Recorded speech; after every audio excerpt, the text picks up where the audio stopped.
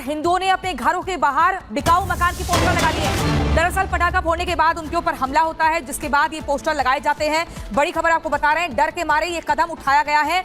हिंदुओं ने मकान बिकाऊ के पोस्टर लगा लिए हैं। पटाखा फोड़ने पर हिंदुओं पर हमला किया गया था।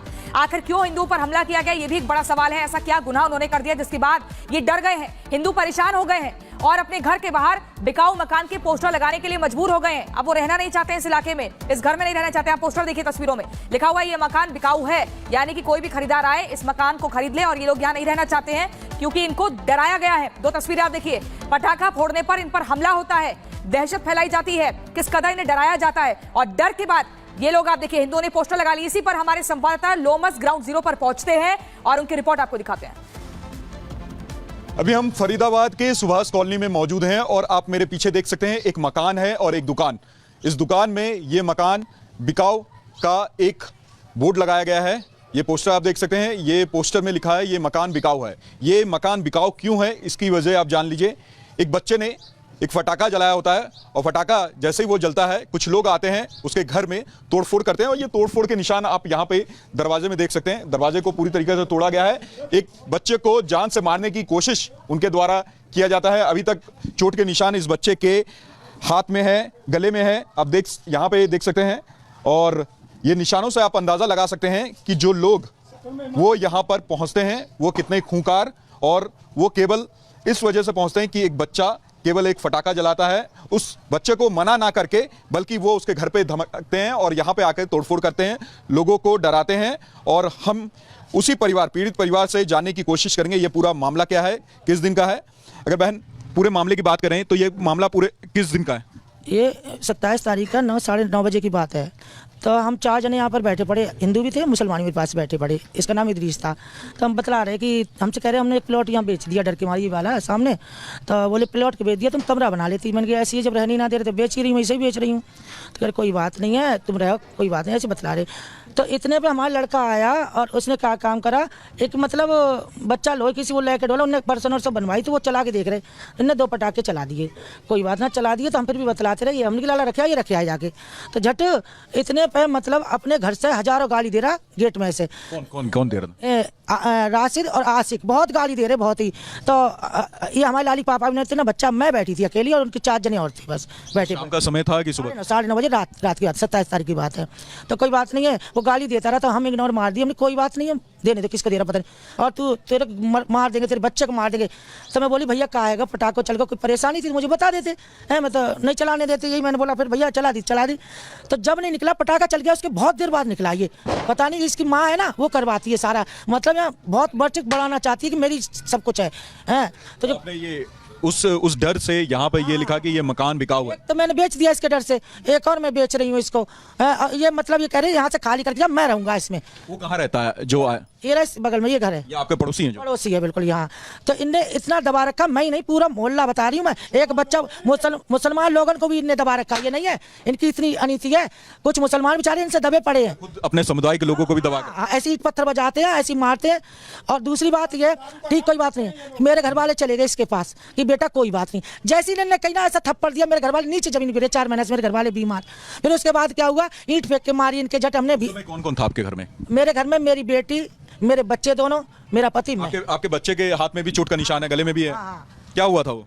हाँ जी सर, उस दिन मेरे भाई आया था, मैं बैठा पड़ा था और मम्मी वगैरह बैठे पड़े थे सब। तो मम्मी ने मेरे को तो अंदर भेज दिया। इतने में मेरे भाई ने आके पटाखा चला दिया, तो अंदर से गाली गुप्ते देने लगे, बहुत बुरी जो हम बोल नहीं सकते। तो ये समाज के कई लोग हैं, उन्होंने बीच बचाव करने की कोशिश नहीं की? सर ये सारे डरा रखे इनने, सारे जितने भी हैं सब डरे हैं।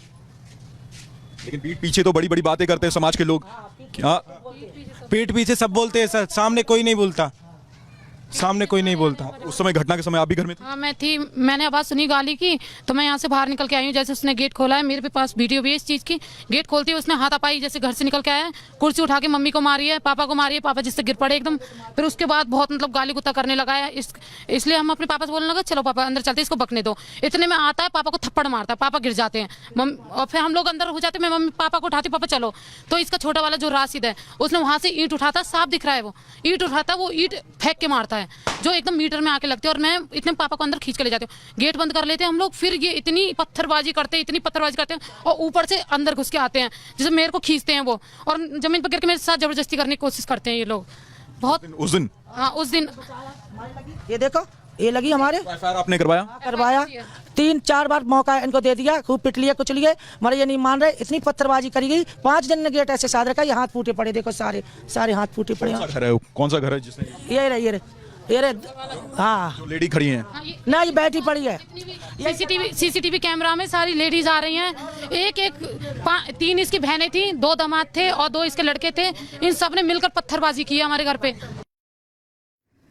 और लोमस हमारे साथ ग्राउंड जीरो से जुड़ गए हैं। लोमस, अपने ही त्योहार पर पटाखे ना जलाएं तो किसके त्योहार पर जलाएं? पड़ोसियों से आपने पूछा नहीं, और आखिरकार पटाखे जलाने पर उन्हें दिक्कत क्या, पिटाई क्यों? बिल्कुल साफ तौर पे आप देख सकते हैं, मैं उसी कॉलोनी, उसी मोहल्ले में मौजूद हूं, और ये फरीदाबाद का ये सुभाष कॉलोनी है, जहां पर इस तरह के बोर्ड, ये मकान बिकाऊ है, एक घर है और घर के बाहर ये इस तरह का बोर्ड लगा है, ये मकान बिकाऊ है। तो समझ सकते हैं कि ये घर वाले कितने डरे हुए, कितने सहमे हुए हैं। और घटना केवल इतनी होती है कि बच्चा होता है, एक बच्चा यहाँ पे फटाका जलाने की कोशिश करता है, और उसी फटाखे जलाने के क्रम में कुछ लोग आते हैं उसके घर पे और मारपीट करते हैं। घर में महिलाएं होती है, पुरुष भी होते हैं, लेकिन महिलाओं के साथ अभद्र व्यवहार उनके द्वारा किया जाता है, गाली गलौज किया जाता है, पत्थरबाजी की जाती है। और यहाँ पे पीड़ित परिवार की महिला भी है हमारे साथ बात करने के लिए, हम उनसे भी जानेंगे क्या हुआ था उस दिन। बताते हैं सर, कुछ क्या हुआ था, हम 4 जने बैठे पड़े और लाला ने पटाखा चला दिया हमारे ने, कोई बात नहीं। उसके बहुत देर बाद अपने घर से खूब गालियां दे रहा। हम बोले किसे गाली दे रहा? कि हम तुझे दे रहे। झट गेट खोल के मेरे घर पे धावा बोला आके, पहले कुर्सी फेंक के मारी, फिर उसके बाद उसके मेरे पति को मारा, फिर मुझे मारा, फिर उसके बाद हम लोग घर में घुस गए, ईंट पत्थर से मारा, मैं घर में घुस गई हूँ, लगी मेरी ईंट एक भी नहीं थी। फिर मेरे घर में ईंटें बजाई गई, पूरे घर पत्थरों से भर दिया गया, ऊपर नीचे चारों तरफ सड़क, जो सीसीटीवी में आ चुका है, और सभी प्रशासन देख रही है, फिर भी कुछ भी नहीं हुआ अभी तक, और लोग धमकियां दे जा रहे। क्यों आपने दर्ज करवाई? करवा दी।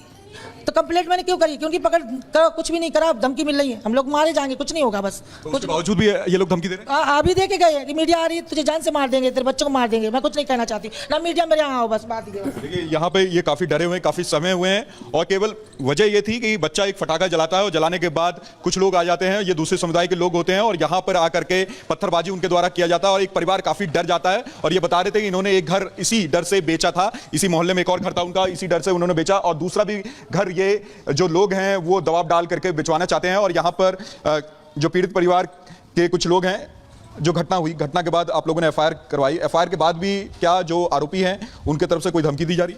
बराबर धमकियां आ रही हैं, अभी तक गिरफ्तारी नहीं हुई है, मैं बताऊं, और कोई हमारी अभी तक कोई ऐसी नहीं हुई है कि जो जिसके गिरफ्तारी कर ली जाए। हमको जान से मारने की धमकी दी जा रही है, हमारे हाथ पैर तोड़ने की दी जा रही है, मैं बताऊं, कोई हमारी ऐसी सुनवाई नहीं हो रही है। अभी भी नायब सिंह सैनी की साहब की सरकार है, इस सरकार में सुनवाई नहीं होगी तो कब होगी? ये कट्टरपंथी लोग हैं, ये मुसलमान हैं, ये धावा बोलते हैं, एक साथ धावा बोलते हैं, घर पर चढ़ चढ़ के धावा बोलते हैं, बराबर धावा बोलते हैं। ये नहीं आ रहे, मेरे घर में घुस गए, मेरी बेटी के साथ बदतमीजी करी, मैं बताऊं। देखिए चोट के निशान, ये बच्चा है और ये बच्चे के चोट के निशान है, यहाँ देखिए हाथ में इसके चोट के निशान है। कौन कौन लोग पहुंचे थे यहाँ पे? सर आसिक और राशिद थे, और उनके दोनों दामाद थे, और ये सारी महिला थी, ईंट बराबर मार रहे थे ये सब। और इनका एक मैन है, मैन, वो रजाक है सर, रजाक मैन है, मैन जड़ वो ही है। उस समय घर में मौजूद थी? हाँ सर, मैं घर में ही मौजूद थी। मैंने बाहर निकली हूँ, जैसे गाली गलौज करने लगा, मैंने यहाँ से वीडियो बनाई, आपको जो दी है मैंने, निकलते ही यहाँ बाहर करता है, और फिर हम अपने पेरेंट्स को अंदर ले जाते हैं, फिर उनको पत्थरबाजी करने लगता है, गेट तोड़ता है, ऊपर से आता है, जबरदस्ती करता है हम लोग के साथ। और प्रशासन भी अभी तक कुछ नहीं कर रही है, ना उनको गिरफ्तार किया, और इन लोगों को इतनी छूट मिली हुई है, अभी तक धमकी दे रहा है। हमें बहुत खतरा है इस चीज़ का, और बोला जा रहा है कि मीडिया वाले क्या कर लेंगे, पुलिस वाले क्या कर लेंगे, निकल के आ जाएंगे, खून हो जाता, वो भी निकल के आ जाते, बाद में देख लेना। हमें धमकी पे धमकियाँ मिल रही हैं इतना कुछ होने के बाद भी।